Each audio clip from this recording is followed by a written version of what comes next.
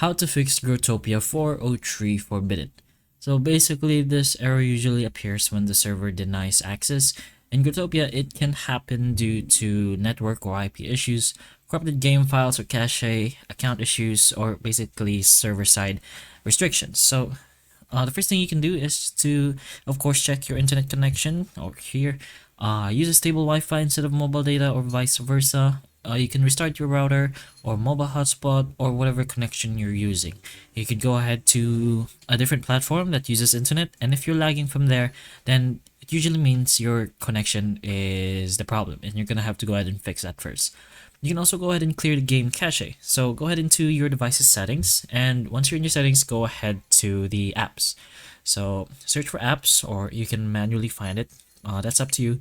But once you're in your apps, you're gonna have to go and search for Growtopia. You can manually go scroll down for it, or again, you could just search for it as well. So press on Growtopia, go to the clear data button over here in the bottom right, and then press on clear cache.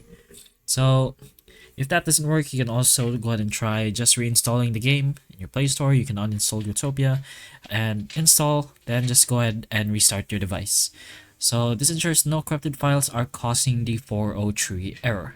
So, and after all that, you can make sure your account is not banned or temporarily restricted. You can log into the official Growtopia support if needed. But other than that, there are times where the server can just go down. Because it's a server-side issue, there isn't really much you can do about it, but just wait and log in maybe in another time. But that's pretty much a few things you can put in mind to avoid this error in Growtopia. So hopefully the information of this video can help you, and if it can, please like and subscribe for more videos like this, and that's all.